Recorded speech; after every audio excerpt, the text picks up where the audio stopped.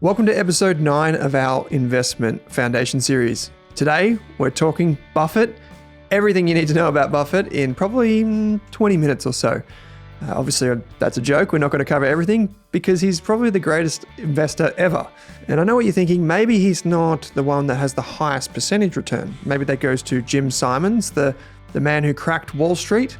Or maybe it goes to Ray Dalio, Howard Marks, Peter Lynch, Monash Pabrai, Cathie Wood, so many other investors. Well, I think as you'll discover in this episode, it is safe to say that Warren Buffett is probably the best of all time. Because he's not just been a phenomenal investor, he's also taught millions and millions of people around the world how to be better business people and also how to be better investors and allocate their resources, being their financial capital, in ways that get them the best return. I think the thing that makes Buffett better than everyone else isn't that he had great returns. It's actually that he had great returns for the longest period of time. For over 50 years, in fact, he sustained returns that most of us will never get in one single year. And not only that, he did it with hundreds of billions of dollars invested. So you and I could probably go down to the casino, take $100, roll it on the roulette table and see what happens and get a pretty quick 100% return. But could we do that with $10 billion? And could we do it for every year for 50 years? Most likely no. So I think that's what makes Buffett better than everyone else. And also, let's not just forget that it's also Charlie Munger's track record as well. Charlie Munger, the late Charlie Munger, was arguably a probably better thinker than Buffett in many ways and was kind of the 1 + 1 = 3 moment for Buffett and Berkshire Hathaway, the company that Buffett has run all these years until recently. To produce such great results, probably needed an investing sidekick like Charlie Munger. As you know, Term Plus recently came on as a platinum sponsor of Rask Podcasts, and I invested a small amount myself, $2,000 to be exact, to get a feel for it. After all, I couldn't tell you to consider it if I hadn't at least considered it myself. And the result is it's a very, very good platform. It's potentially the simplest technology platform that I've come across in Australian finance. And what makes that extra special is, behind the scenes, something very sophisticated is actually happening. Term Plus is investing your capital in a globally diversified and professionally constructed portfolio of private credit designed to produce attractive and reliable monthly income. Aside from providing passive income, what really attracted me to partnering with Term Plus now is potentially falling interest rates. Because Term Plus starts by targeting 3% returns above the RBA cash rate for a 1-year fixed term account, there's a buffer in place even as interest rates fall. Monthly income can also be paid directly into your bank account or reinvested for compound returns. I see Term Plus as a really neatly packaged way for retirees or even accumulators like me to get exposure to professionally constructed global private credit portfolios. You can find out much more information and grab a hold of the PDS and TMD at termplus.com.au. If you want to just check out the website, you should also know that there's an instant chat function for questions, which is really important and I find really handy before I invest in anything. Don't forget to tell them Rask sent you. And as always, consult a licensed and trusted financial planner who can take into account your financial goals, needs, and risk appetite before investing. In this episode, I'm going to talk about some of the things that I've kind of learned from Buffett, but also that many other investors have learned. So you can kind of pull that into your own investing. You might want to go back in this mini series to find episodes where we talked about ETFs and index funds or different types of investing like valuation and that, where we went deeper into some of the valuation principles. This one is more high level investment philosophy and investment process through the lens of the world's greatest investor. So the first thing that I want to talk to you about is this idea of an economic moat. An economic moat is basically, as you might think, with a castle, you have a moat that goes around the outside. If the business is the castle, the moat is the thing that protects the castle from outright attack. So this would be something like a network effect. It might be like a particular, license or something like this, which kind of puts a protective layer around the castle or the business. That means that other competitors can't just instantly enter the market and sell the same product for a lower price or to the same customers. So there's some sort of intrinsic protection around that company that enables it to continue to compound and grow. And that is point number 2, which is compounding. A lot of people think that Buffett produced the majority of his returns by buying cheap stocks. And while that may have been true before he started Berkshire Hathaway, when he was under the mentorship of Benjamin Graham, but the reality is, as soon as Warren started to learn how Charlie Munger thought about businesses, it kind of transformed his thinking into, hey, don't just buy cheap cigar butts, which is the kind of analogy that people use where they pick up used cigarettes or cigars, get one or two more puffs and then throw it out because people have left it on the ground and it's got something left in it. Like Buffett learned pretty early after taking control of Berkshire Hathaway that he didn't want to do that anymore. The name Berkshire Hathaway actually comes from the textile mill that Buffett took over and then had to do some things which he no longer wanted to do, like a big kind of revamp of a tough business involving people's jobs and security. He didn't want to do that. He didn't want the cigar butt style investments, but he kept the Berkshire Hathaway name alive, and it kind of evolved into an investment business rather than a textile business. But over time, Charlie's kind of influence on him seeped into his way of thinking. And it's clear that many of Warren Buffett's greatest returns have come from companies like American Express, Coca-Cola, See's Candy, Apple, Visa, and so on. These are kind of world-beating companies or companies that have done something that few people thought they would at the time, and that is continually reinvest and compound through time. There was a study done by AQR, which is a kind of quantitative investment firm, that found that most of Buffett's returns come from low-value stocks and continuous reinvestment. But I think it's the continuous reinvestment that's most important. From my off the top of my head recollection, I think it was 1977 in his letter to shareholders when Warren Buffett first kind of exposed his investment process as being like these 4 steps. But it wasn't until a decade or two later that he kind of corrected that by saying that actually there's kind of this other step, which is that I don't just try and find businesses within my circle of competence that have these kind of growth prospects that have a wide economic moat and are run by good people. The 5th thing which he introduced is that I try to buy businesses at a reasonable price. Note the word reasonable. He's not trying to buy cheap stocks. He was just trying to buy businesses that were good that happened to be trading at a decent price. Not a bargain price, but a decent price. Many investors, including some investors that we've had on the show, including David Gardner last year, who I consider to be the best investor in the world over the past 20 years. I was grateful that he took some time to join us on the show and share some of his wisdom. He kind of likened it, that kind of cheap value investing tendency, to getting things out of the bargain bin. If you're going to get something out of the bargain bin, it might be okay for now, it might be past its use-by date or something like that, but you don't want to hold on to it for years. And if you do want to hold on to something for years, you want to make sure it appreciates in value, it gets better. Warren Buffett once said that life is like a snowball. All you need is wet snow and a really long hill. And what he was basically implying there is that once you kind of figure out the formula of investing, you just need to give it this runway to keep compounding and keep growing. And this reinvestment of earnings is one of the kind of secret sources in Buffett's strategy. People think he's a dyed-in-the-wool value investor. Yes, he is. But he also finds these great companies like American Express that continue to grow for decades and decades and decades. So the next thing that comes into question now is a long-term perspective. Buffett is often credited with saying that his ideal holding period is forever, meaning that he owns a stock for forever. When he buys it, he wants to hold it for forever. I think that was a bit of hyperbole because there are many instances where Buffett has indeed sold. For example, in the lead up to the COVID crash or the COVID pandemic, Buffett sold all of his airline stocks. After having said that he would never buy airline stocks in the first place, he then sold his airline stocks, assuming that airlines are going to be in trouble because no one's going to be traveling. Sure enough, the government kicked into overdrive and supported the airlines, and then the stocks rallied. So he kind of lost money, or didn't make as much money as he thought, but he also sold sooner than anyone else thought he would. But Buffett has a tendency to hold really good companies for decades. For example, he's held Coca-Cola for many, many decades. He's held on to Geico, which is the gigantic insurer, since he first looked at the company. I think it was in the 1950s.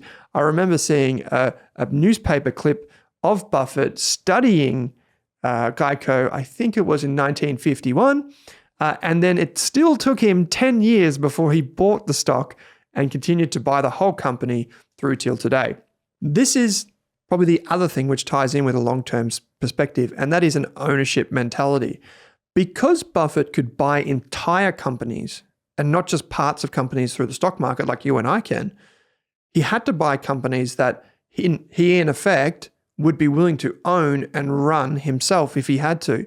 Of course, he didn't really do that. There were great CEOs that would kind of go along with the company to Berkshire, and then they would just continue to run the business without the pressures sometimes of like other investors, private equity funds, or even their original founders. So Buffett would just kind of give the CEO the optionality to keep growing the business, and hey, just send me a dividend check every few months and that will keep me happy, and then I'll just take that money and reinvest it through Berkshire Hathaway. So this ownership mindset was always really important to Buffett and still is today. That also boils down into the people that run the companies. Charlie and Warren often would say that they're looking for people with equal measures of energy, integrity, and talent. And you don't want people with a lot of talent and a lot of energy and no integrity, because that's a recipe for disaster, particularly in the finance and corporate world. Too much energy and no integrity doesn't lead you to very good places. The other thing which I alluded to before is the circle of competence. Any investor like you and I should really take this advice because it kind of illustrates the behavioral side of investing, which is that when you invest in something, it's easy to kind of buy and sell something nowadays. You can do that in a matter of seconds in your brokerage account. But the reality is money is made in the holding, not in the trading. Buffett often quipped that you can't get 9 women pregnant and expect to have a baby in 1 month. It's just not how the world works. Oftentimes, the only way to make money is by holding a position or holding an investment for many, many, many years and developing a long relationship with that company or that investment through time. Ultimately, Buffett emphasizes the point that you've got to invest within your circle of understanding. So, for example, if you're a taxi driver, maybe you're interested in what Uber's doing as a disruptive threat or autonomous cars. Maybe if you're an engineer, you're interested in mining companies or businesses involved in construction. Or if you're in finance, maybe you're more familiar with banking companies. Whatever the case may be, you can actually use that to your advantage. But not only as an offensive move and trying to find good companies that are disrupting your industry or growing in your industry, but also as a defensive, risk-aware type of thing where you kind of don't extend your knowledge into things that you really don't have any business being in. Buffett would often say that you don't test the water with both feet. And I think that analogy is really apt when it comes to managing your money.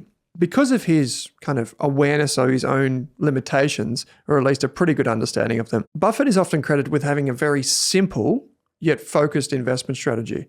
Here is the world's greatest investor telling us that there's these 5 things that he looks at, and he doesn't do more than like a valuation on a single piece of paper. Yet there's everyone else in the finance world, the professors, all of the fund managers that come on this podcast and talk about their strategies, and here he is keeping it simple. One study was done in the Journal of Portfolio Management, which noted that Buffett's concentrated bets in financials, consumer staples, etc., combined with his low turnover, contributed significantly to his outperformance. So what they're basically saying is he had a few sectors that he kind of liked, and then he just didn't trade the stocks. He just bought them and held them, and that is probably the big driver of his performance over and above what the stock market did. But there's another thing that you should focus on here. And many times throughout his career, Buffett only really had 5 major positions in his portfolio. Of course, he had things like Geico and all those other businesses, like the insurance businesses. But in his actual investment portfolio, at times he would only have 5 stocks contributing 75% of the overall value. So in effect, he was quite a concentrated investor. And once he found a stock, he kind of swung for the fences, so to speak. And this was really evident in, say, the 2009 financial crisis, where he invested heavily into Goldman Sachs, an investment bank that was, in some people's eyes, on the brink of blowing up during the GFC. He kind of went in heavy with a $5 billion bet at the bottom of the market and then made an absolute killing out of that position over the subsequent decade. He had like that one big position that he took during the GFC, and he just kind of held on to it, which is a fantastic thing. Which leads me to my next point, which is a contrarian mindset. I won't do any justice here to Charlie Munger's wisdom on investment psychology or just psychology in general. The greatest book that I've read on business, psychology, and building this kind of worldly wisdom is Charlie Munger's book, which he didn't write. It was just a collection of his notes that someone put together for him and made into a book, which is Poor Charlie's Almanac. It's not a book that you should read if you're a beginner or an intermediate.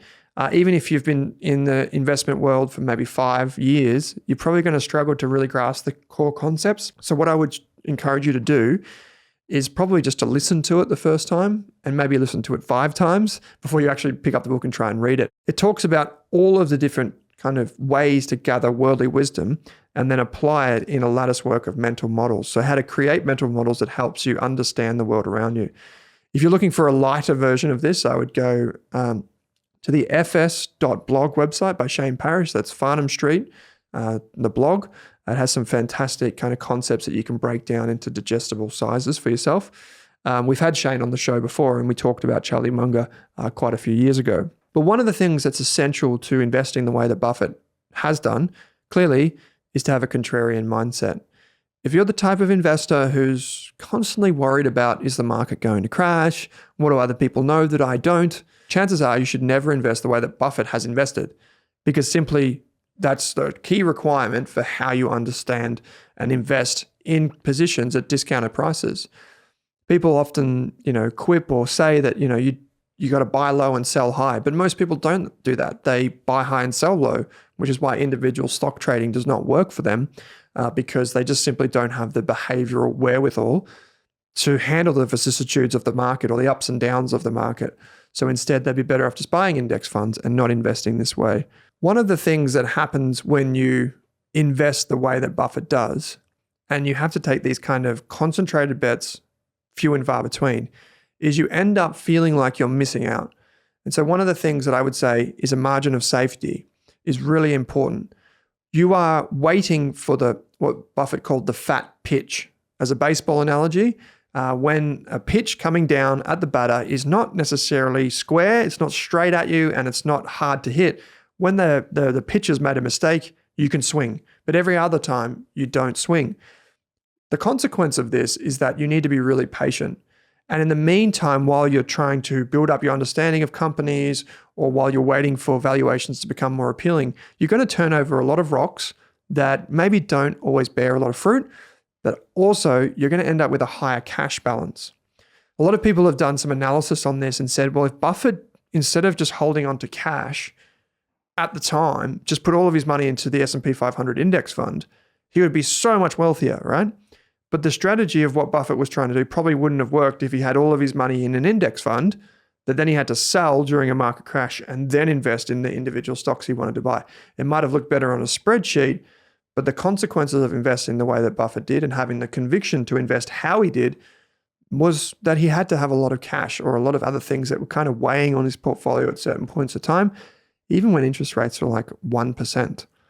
The final thing that I want to touch on here is more of a philosophical one, and this is kind of the philanthropy and legacy of Buffett and everyone else. So Buffett has pledged 99% of his wealth to the Gates Foundation. He grew very close to Bill and Melinda Gates and has pledged 99% of his wealth. It means his heirs are also going to get a fantastic inheritance, don't you worry about that, with his net wealth being over $100 billion.